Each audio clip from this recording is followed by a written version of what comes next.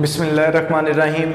9th class physics chapter 3 dynamics 3.2 Newton's laws of motion को हम discuss कर चुके हैं। इसी के अंदर मैथ्स और वेट की डिस्कशन थी, वो भी हम पॉइंट क्लियर कर चुके हैं।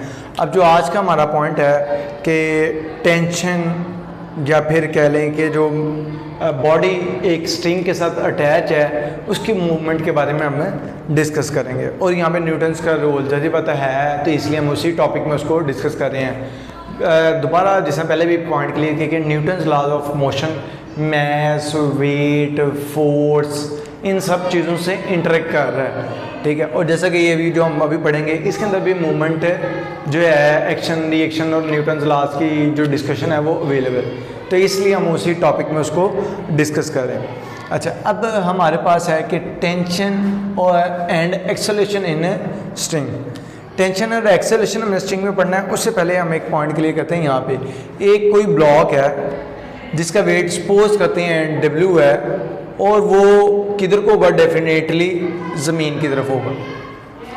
अब ये जो ब्लॉक है ये किसी डोरी के साथ अटैच है। अब जो डोरी के साथ अटैच है उसकी स्ट्रिंग में जो फोर्स होगी उस फोर्स को हम टेंशन का नाम देते हैं। ज़मीन की ग्रेविटी की वजह से फोर्स है, वेट है। स्ट्रिंग में किसी खिंचाव की वजह से फोर्स है, वो टेंशन है। अब इस स्ट्रिंग में जो फोर्स है वो खिंचाव की वजह से उसको टेंशन का नाम दिया गया। अच्छा, अब ये वेट की फोर्स जो है वो डाउनवर्ड एक्ट कर रही है इस ब्लॉक के ऊपर। अब ब्लॉक डाउनवर्ड मूव नहीं कर रहा, इसका मतलब है इसके कोई ना कोई दूसरी फोर्स भी एक्ट कर रही है जो कि टेंशन की फॉर्म में स्ट्रिंग की ऊपर अटैचमेंट की वजह से एक्ट कर रही है। अब बॉडी मूव नहीं कर रहा है तो ये पॉइंट क्लियर होना चाहिए कि हमारे पास यहाँ पे जो है टेंशन और वेट ये दोनों क्या होंगे, एक दूसरे के इक्वल होंगे, बैलेंस होगा। तो वेट और टेंशन बैलेंस है, इसलिए बॉडी ना अपवर्ड मूव कर रहा है ना ही डाउनवर्ड मूव कर रहा है, ना अपवर्ड और ना डाउनवर्ड मूव कर रहा है। टेंशन और वेट इक्वल है, बॉडी बैलेंस में है, इसलिए इसके अंदर एक्सेलरेशन भी मौजूद नहीं है। अब हम इस किस्म की स्टडी करेंगे नेक्स्ट पॉइंट के अंदर कि बॉडी के अंदर अनबैलेंस फोर्स की वजह से एक्सेलरेशन प्रोड्यूस हुआ है। और एक्सेलरेशन क्या होगा, ग्रेविटेशनल एक्सेलरेशन, टेंशन वगैरह, ये चीज़ें हम फार्मूलाज ड्राइव करेंगे। अब उसी पॉइंट की तरफ आते हैं। वो कह रहे हैं दो बॉडीज हमने लिए, वर्टिकल मोशन हम ले रहे हैं दो बॉडीज़ की, ठीक है, जो कि दो नो जो है वो एक स्ट्रिंग के एंड पे कनेक्टेड है, ठीक है, और जो कनेक्टेड है वो फ्रिक्शनलेस पुली पे है। अच्छा, अब इसके अंदर जो पॉइंट आता है हमारे पास, पहला पॉइंट आ रहा है कि जो हम स्ट्रिंग यूज़ कर रहे हैं वो इनएक्सटेंसिबल स्ट्रिंग है, मतलब लचकदार स्ट्रिंग या डोरी जो है वो यूज़ नहीं करेंगे। अब दूसरा जो और पॉइंट है कि उनके जो मैसेज होंगे वो क्या होंगे, डिफरेंट होंगे, वो जो अटैच होंगे। अब तीसरा जो पॉइंट आ रहा है वो हमारे पास जो यूज़ कर रहे हैं वो जो पुली है वो क्या है, फ्रिक्शनलेस है, कि उसके अंदर फ्रिक्शन मौजूद नहीं है। अच्छा, ये जो है हमने एक पिक्चर इसी पॉइंट ऑफ व्यू से ड्रा किया। अब यहाँ पे हमारे पास पहला अगर ये देखें, ये क्या जी, हमारे पास फ्रिक्शनलेस पुली, फ्रिक्शनलेस पुली, ठीक है जी। अब अगर हम यहाँ पे आए तो ये क्या जी, हमारे पास इनएक्सटेंसिबल स्ट्रिंग, ठीक है। अब ये हमारे पास ब्लॉक ए है, ब्लॉक बी है। अब ब्लॉक ए यहां से हमें क्लियर है कि ब्लॉक ए ग्रेटर है ब्लॉक बी से, मतलब कोई एक मैस कोई दूसरे मैस से बड़ा होगा। ब्लॉक ए ग्रेटर है ब्लॉक बी से। अच्छा, अब यहाँ पे ये दोनों जो हैं स्ट्रिंग के साथ आपस में अटैच हैं और यहाँ पे कोई भी फ्रिक्शन मौजूद नहीं। अच्छा, अब जब ये अटैच हैं, ये ब्लॉक ए ग्रेटर है ब्लॉक बी से, तो डेफिनेटली यहाँ पे क्या होगा, मूवमेंट शुरू हो जाएगी, क्योंकि फोर्सेस अनबैलेंस हो गई हैं। और जब फोर्स अनबैलेंस है तो डेफिनेटली ब्लॉक ए अगर ग्रेटर है तो ये डाउनवर्ड मूव करेगा, और इसके साथ जो अटैच होकर ये ब्लॉक बी है ये अपवर्ड मूव करना शुरू कर देगा। और यहाँ पे जो इसका एक्सेलरेशन है वो डाउनवर्ड होगा और यहाँ पे जो एक्सेलरेशन है वो अपवर्ड होगा। और यहाँ पे जो पॉइंट क्लियर है कि हमारे पास जो पुली यूज हो रही है वो फ्रिक्शनलेस है, तो डेफिनेटली जो यहाँ पे ब्लॉक ए का एक्सेलरेशन होगा वही ब्लॉक बी का एक्सेलरेशन होगा, सिर्फ फर्क ये होगा कि वो एक दूसरे के ऑपोजिट मूव कर रहे होंगे, बस ये पॉइंट आएगा। अच्छा, अब यहाँ पे जब हम देख रहे हैं ब्लॉक ए डाउनवर्ड मूव कर रहा है, ठीक है, तो इसके ऊपर फोर्सेस दो लग रही हैं। एक जो फोर्स लग रही है वो टेंशन की वजह से लग रही है ऊपर की तरफ, डोरी की टेंशन की वजह से ऊपर की तरफ लग रही है। यहाँ पे भी डोरी की टेंशन की ऊपर की ही लगेगी, वेट की नीचे। अच्छा, अब यहाँ पे जो ऊपर की तरफ फोर्स लग रही है, ठीक है, और जो दूसरी है हमारे पास फोर्स, अच्छा, ब्लॉक ए की जो है नीचे की तरफ फोर्स है और ब्लॉक है बी की ऊपर की तरफ। अब ब्लॉक ए कितनी फोर्स के साथ नीचे मूव कर रहा है, हाँ, वो फोर्स मालूम करना चाह रहे हैं। तो हमने कहा यार अगर हम देखें कि ये फोर्स इसके ऊपर कितनी लग रही है, दो लग रही है, एक वेट की फोर्स लग रही है और एक टेंशन की लग रही है। वेट की डाउनवर्ड मूव कर रही है, टेंशन की अपवर्ड मूव कर रही है। अगर हम इन दोनों का डिफरेंस ले लें तो हमारे पास क्या होगा, जिस फोर्स से वो मूव कर रहा है वो फोर्स आ जाएगी। तो हमने कहा ये डाउनवर्ड मूव कर रहा है मतलब वेट की फोर्स से ज्यादा है, तो वेट की फोर्स में से हम टेंशन की फोर्स माइनस करेंगे तो वो फोर्स आ जाएगी जिस फोर्स से वो डाउनवर्ड मूव कर रहा है। तो उसके मुताबिक हमने क्या कहा कि जो नेट फोर्स ए के ऊपर लग रही होगी वो हमारे पास क्या आएगी, m1g माइनस टी के इक्वल आ जाएगी। अब हमने कहा न्यूटन लॉज ऑफ मोशन के मुताबिक अगर देखें तो हमारे पास जो फोर्स है, मतलब जो फोर्स मूव कर रही है डाउनवर्ड, तो वो क्या होनी चाहिए, F is equal to m ए।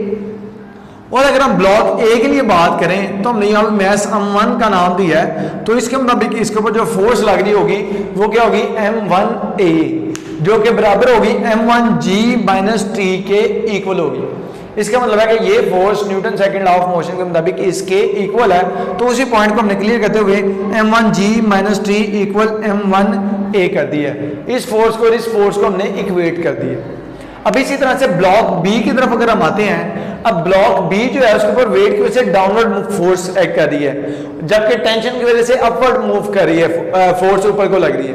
अब बॉडी जो है टेंशन ज्यादा होने की वजह से अपवर्ड मूव कर रहा है क्योंकि टेंशन ज्यादा है। अब टेंशन ज्यादा है तो उसके मुताबिक हमारे पास टेंशन में से वेट को माइनस करेंगे तो वो फोर्स आ जाएगी जिस फोर्स से ब्लॉक बी अपवर्ड मूव कर रहा होगा।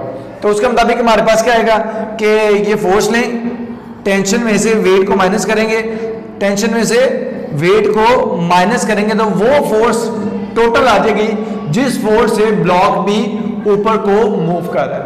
अब यहाँ पे भी अगर हम इसी तरीके से देखें कि इसके ऊपर न्यूटन सेकंड लॉ के मुताबिक F is equal to m a, ये फोर्स लग रही है जिस फोर्स से बॉडी ऊपर को मूव कर रहा है। और अगर हम यहाँ पे कहें कि ये ब्लॉक बी है जिसका मैस m2 कंसीडर कर रहे हैं तो F इक्वल टू m2a आएगा।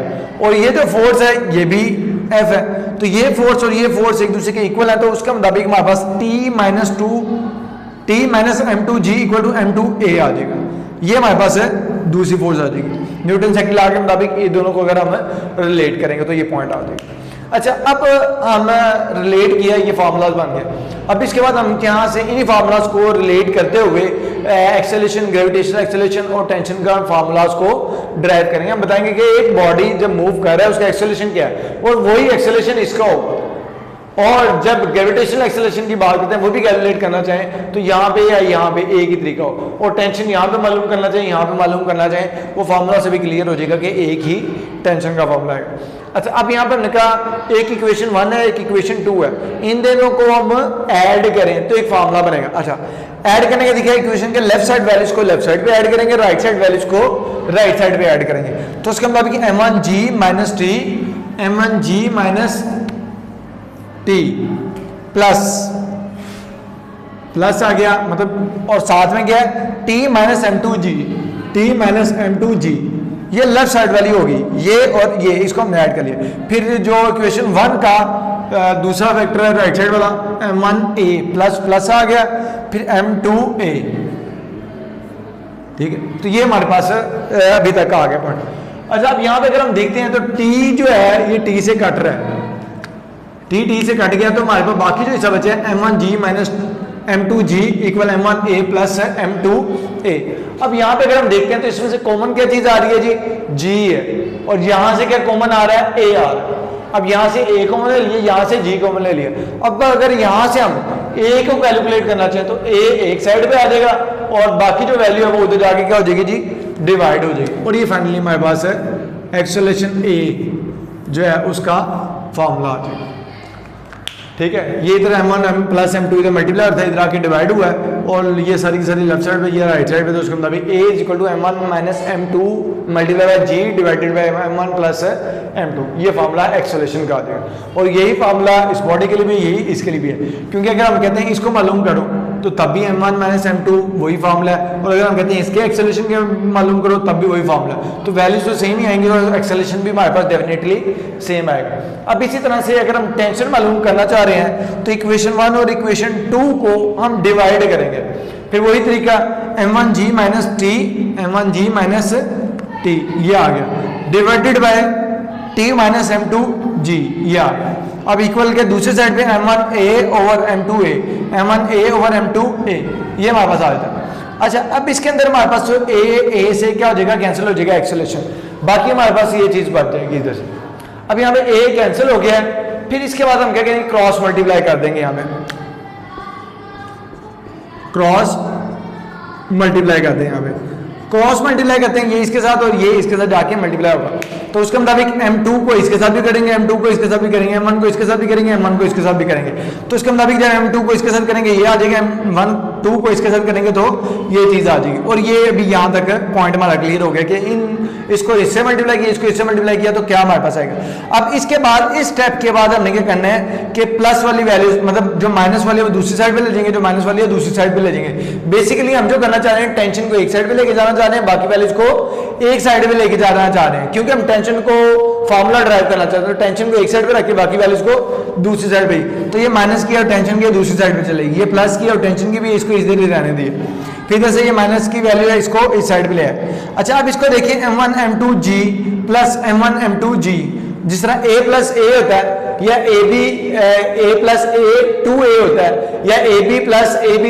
2ab होता है, इसी तरह से m1 m2g plus m1 m2g ये बराबर आ जाएगा 2m1 m2g के, और इसी तरह से m1t प्लस m2t में से t कॉमन आ जाएगा, तो हमारा बचेगा m1 प्लस m2 और कॉमन क्या आ जाएगा हमारे पास t आ जाएगा। अच्छा, यहां से अब हम टेंशन मालूम करना चाह रहे हैं, t एक साइड पे रहेगा, m1 प्लस m2 इधर मल्टीप्लाई और इधर आके डिवाइड हो जाएगा, तो फिर उसके मुताबिक 2m1 m2g divided by m1 plus m2, ये चीज हमारे पास रिलेशन में आ जाएगी। ये हमारे पास फाइनली फार्मूला आ गया कि टेंशन अगर हमें मालूम करना चाह रहे हैं तो ये फार्मूला, और इसी तरह से क्लियर है कि टेंशन इसमें हो या इसमें हो तो फार्मूला वही है, तो जब फार्मूला वही है और वैल्यूज भी वही हैं तो फिर हमारा डेफिनेटली आंसर क्या आएगा, टेंशन का सेम ही आंसर आएगा। अब इसी तरह से हमने जिसने ग्रेविटेशनल एक्सेलरेशन मालूम किया, यहाँ से एक्सेलरेशन मालूम किया है, इसी फार्मूले को रीअरेंज करते हुए फार्मूला नंबर 3 को रीअरेंज करके हम एक्सेलरेशन ग्रेविटेशनल एक्सेलरेशन भी मालूम कर सकते हैं। तो ये था formula m1 minus m2g over m1 plus m2। अच्छा, अब हम यहाँ से g मालूम करना चाहिए, m1 प्लस m2 इधर डिवाइड हो रहा है, इधर आके मल्टीप्लाई हो जाएगा, m1 माइनस m2 इधर मल्टीप्लाई हो रहा है, इधर आके डिवाइड हो जाएगा, g वैसे का वैसे वहीं पे रह गया।